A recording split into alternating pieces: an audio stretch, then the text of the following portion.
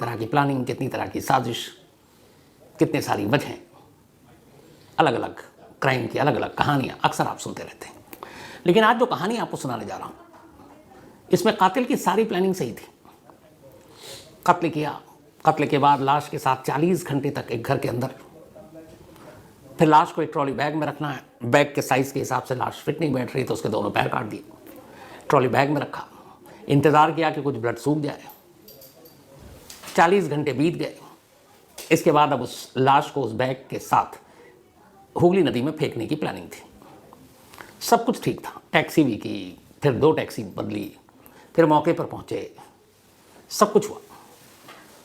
लेकिन ऐन वक्त पर कुदरत ने एक ऐसा खेल खेला कि सारा भांडा फूट गया। तो ये वो केस है, वो कहानी है जिसे किसी पुलिस ने, किसी एजेंसी ने, किसी डिटेक्टिव ने, जासूस ने नहीं सुलझाया, बल्कि सीधे कुदरत ने सुलझा दिया। कैसे? पूरी कहानी कुछ यूँ है। बात लास्ट संडे की है। कोलकाता के 24 परगना में एक माँ बेटी रहा करती थी। माँ का नाम आरती और बेटी का नाम फाल्गुनी। माँ की उम्र 55 साल, बेटी की उम्र 35 साल। माँ का डिवोर्स हो चुका था तो पति साथ में था नहीं, बेटी साथ में रहती थी। एक असम से इनकी रिलेटिव इनके घर पर आती है लास्ट संडे को, और वो इनके साथ ही ठहरी हुई थी। वो जो रिलेटिव थी उसके पास काफ़ी पैसे थे, ज़मीन जायदाद थी, उसके पास बहुत सारे जेवरात थे, साथ में एक डेबिट कार्ड भी था।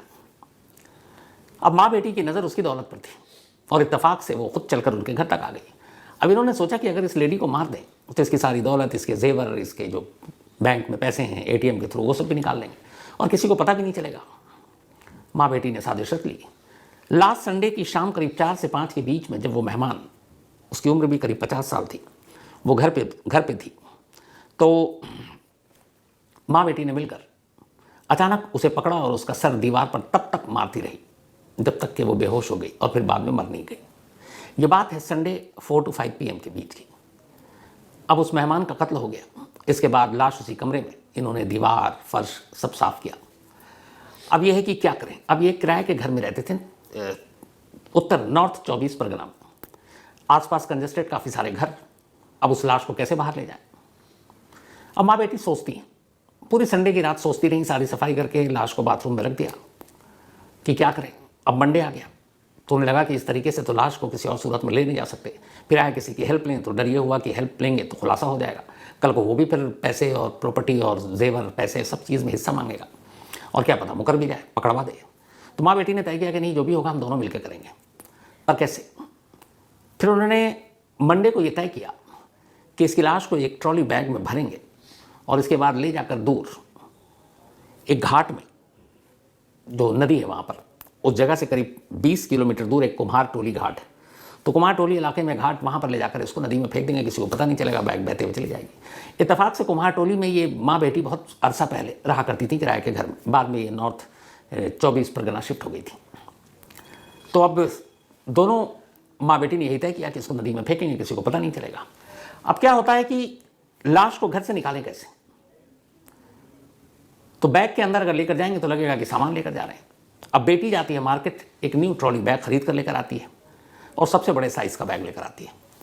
बैग लाती है। अब उन्हें लगता है कि लाश थोड़ी थोड़ी सूखती जा रही है, ब्लड है नहीं। उस लाश को बैग में फिट करती हैं दोनों, लेकिन ट्रॉली बैग अपने हिसाब से उन्होंने बड़े साइज़ का लिया, लेकिन फिर भी लाश उसमें फिट नहीं हो रहा है। अब परेशान क्या करें, कैसे लाश को अंदर डालें। तो फिर बेटी को आइडिया आया, उसने एक काम करते हैं, इसके दोनों पैर काट देते हैं तो लाश का साइज़ छोटा। उन्होंने कहा ठीक है।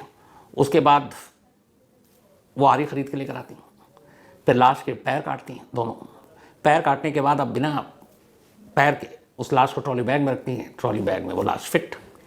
अब उन दोनों पैरों को वो एक पॉलीथीन में लपेटती हैं और दोनों ट्रॉली बैग के साइड में ही लाश के उस पैर को भी अब फिट कर देती हैं। इसके बाद बैग बंद। ये सारा काम इन्होंने मंडे की शाम तक कर लिया।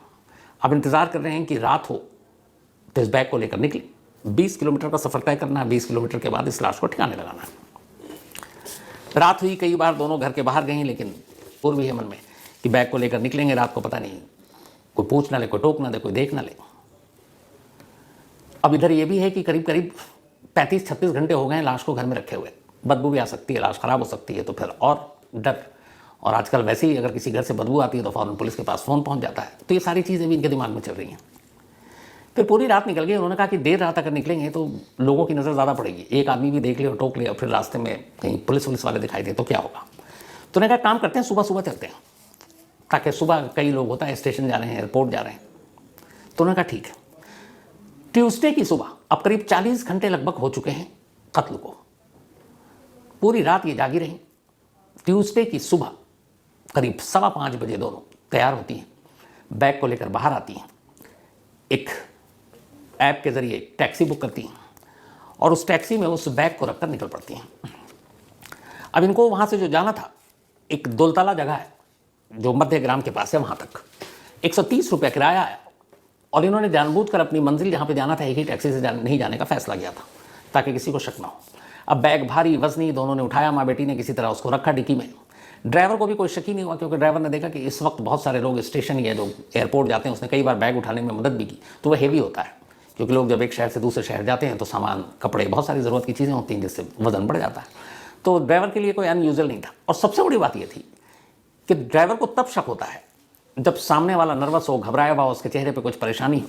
ये माँ बेटी इतनी चालाक कि उन्होंने एक एक चीज़ की प्लानिंग की थी कि जब हम बैग लेकर बाहर जाएंगे तो हमारे चेहरे पर हवाइयाँ ना उड़ रही हो, हम आपस में मजाक करेंगे, हम हंसेंगे, हमारे चेहरे पर मुस्कुराहट होनी चाहिए और हम बेमतलब के जोक मारेंगे एक दूसरे को और बस नॉर्मल दिखाना है।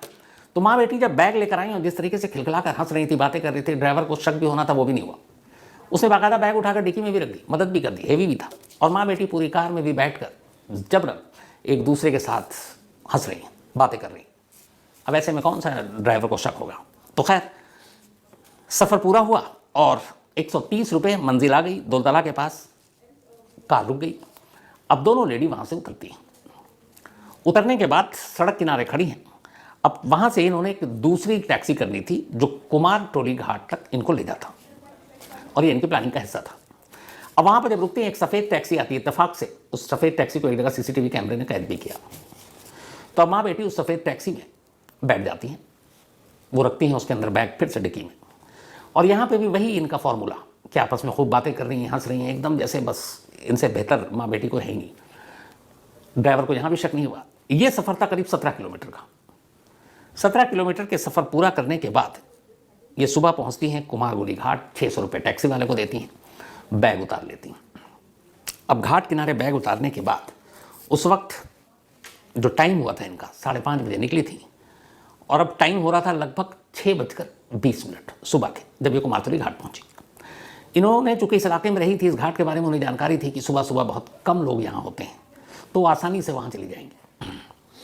लेकिन जब टैक्सी रुकी और इन्होंने बैग उठाया तो माँ बेटी के होश उड़ गए। उन्होंने देखा कुमारटोली घाट के इर्द गिर्द बहुत सारे लोग हैं और वहीं के आसपास के रहने वाले लोग, ऐसा लगा था कि नींद में सोकर उठकर आए। अब टैक्सी रुक गई, बैग इन्होंने उतार लिया।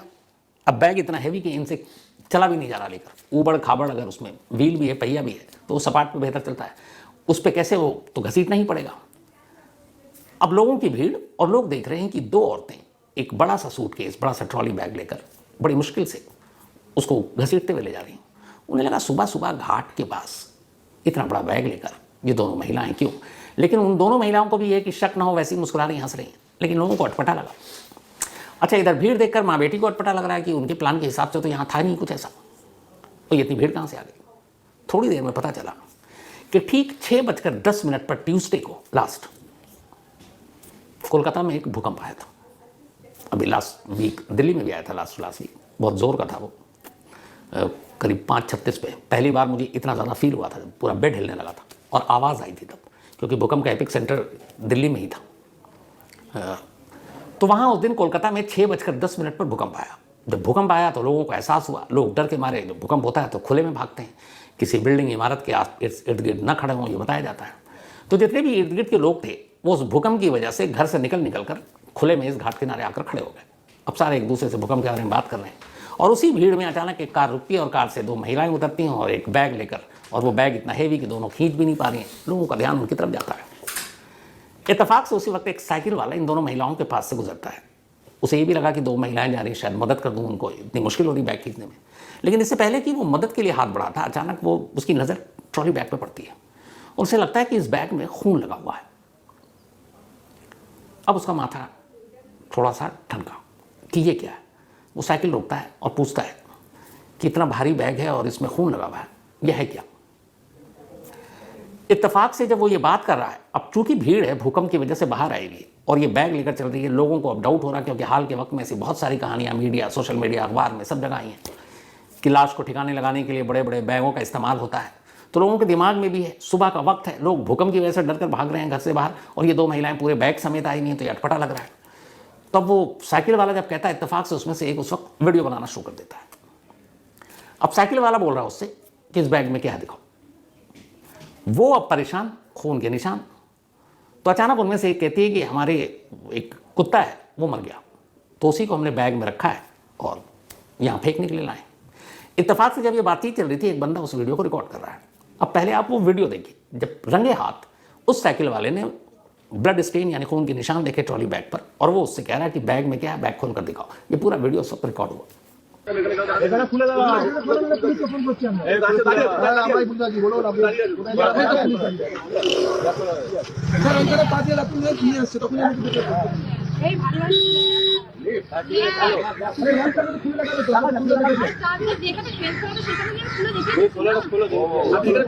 तो ये देखिए, ये वो वीडियो था।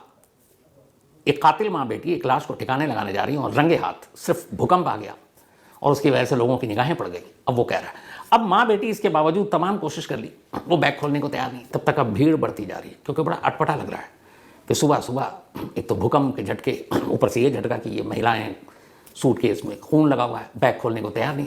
अब वो कह रही है बैग के चेन के साथ एक ताला भी लगा हुआ था, उन्होंने कहा चाबी हमारे पास है नहीं। अब जैसे जैसे वो मना कर रही हैं, लोग कह रहे हैं कि तुम खोल कर दिखाओ, और वो इनकार कर रही है, तो लोगों का शक बढ़ता जा रहा है।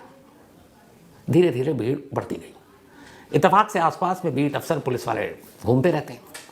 तो एक पुलिस वाले की नज़र पड़ी कि एक जगह पे काफ़ी भीड़ है और पता नहीं क्या हो रहा, लोग चीख भी चिल्ला रहे हैं, कह रहे हैं बैग खोलो। माँ बेटी बैग खोलने को तैयार नहीं। वो पुलिस वाला आता है, पुलिस वाले को देखकर अब लोग कहते हैं कि इसके बैग पर ब्लड लगा हुआ, खून है, और ये बैग नहीं खोल रही। अब पुलिस वाला जाता है, कहता है कि ये बताओ क्यों नहीं खोल रही, क्या है इसमें। अब माँ बेटी पहली बार घबराती हैं, कहती हैं इसमें एक कुत्ता मर गया था, उसी में वो डालकर हम यहाँ फेंकने लाए। तो उसने कहा जब लोग कह रहे हैं खोल कर दिखा दो, उसने कहा चाबी नहीं है। अब पुलिस वाले को भी डाउट हुआ।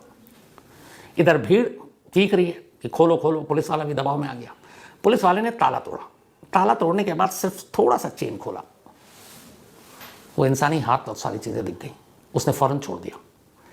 अंदर ब्लड, लोगों की नज़र पड़ गई थी। कुछ लोग चीखे, कुछ पलटे, कुछ भागे, क्योंकि अपने जैसे इंसान को इस तरह से कटे फटे हालत में कोई भी देखना भी एक मतलब अजीब काम है।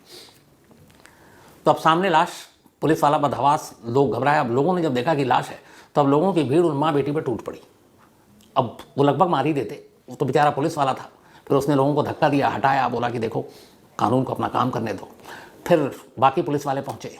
बैग अभी खोला नहीं गया, बस उतने में दिख गई कि इसमें लाश है।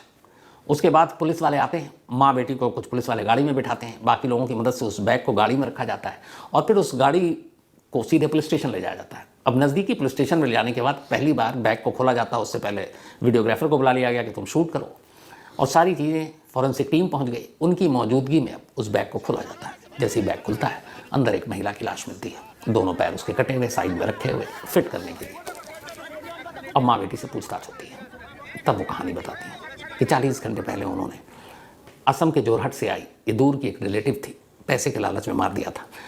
संडे को शाम को 4 से 5 के बीच कत्ल किया। उसके बाद उसका डेबिट कार्ड लिया, पिन नंबर पहले पता था, फिर पिन नंबर बदला, उससे जाके 25,000 कैश निकाले। फिर एक ज्वेलरी शॉप गई, वहाँ से 70,000 के ज्वेलरी का ऑर्डर भी दे दिया। और इस दौरान में उससे बाकी उसकी प्रॉपर्टी ये सब पता कर चुकी थी। धीरे धीरे उन सब पे कब्जा करना था, और उसी हिसाब से लाश को ले जाकर, पुलिस वालों का कहना था कि जो ये घाट है, यहाँ पे बहुत सारी लाशें घाट में तो तैरती हुई मिली हैं, लेकिन घाट किनारे एक लाश के साथ पहली बार रंगे हाथ किसी कातिल को पकड़ने का ये पहला वाकया था। तो अब पुलिस इस मामले की जांच कर रही है। दोनों महिलाओं को कोर्ट में पेश किया गया। 13 मार्च तक उनको कस्टडी में भेज दिया गया है। और अब पुलिस इस मामले में जितने भी हैं, घर से जाकर फिर वहाँ से करीब 20 एविडेंस इकट्ठा किए। फॉरेंसिक टीम गई, जिस घर की दीवार पर, वहाँ के फर्श पर सारे निशान मिले, उन सारी चीज़ों को भी इकट्ठा किया गया। पुलिस का कहना है कि अगर वाकई ट्यूसडे की सुबह भूकंप ना आता 6:10 पर, और ये भूकंप के ठीक 5 मिनट के बाद वहाँ पहुँची थी, तो शायद ये माँ बेटी रंगे हाथ कभी नहीं पकड़ी जाती। शायद ये बैग हुगली नदी में बह कर ना मालूम कहाँ पहुँच चुकी होती। शायद इस कत्ल का खुलासा इतनी जल्दी नहीं होता, हो सकता था बाद में हो जाए, लेकिन नहीं होता। लेकिन सारे लोगों की नज़रों से छुपा कर जो उसने क्राइम किया, ऊपर वाले ने एक झटके में, सिर्फ एक झटका ही दिया था एक भूकंप का, और सारी कहानी खुल गई। तो ये थी वो कहानी